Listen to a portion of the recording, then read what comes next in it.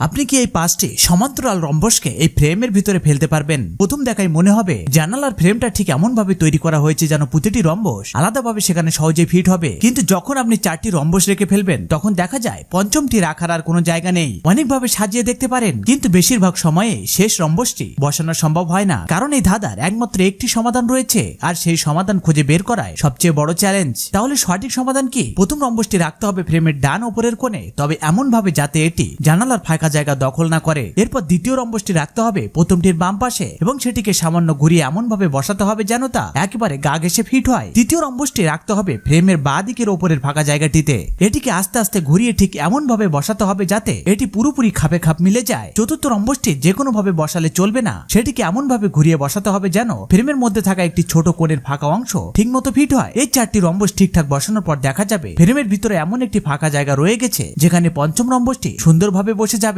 সবশেষে অনুরোধ, like, subscribe ও follow করতে ভুলবেন না।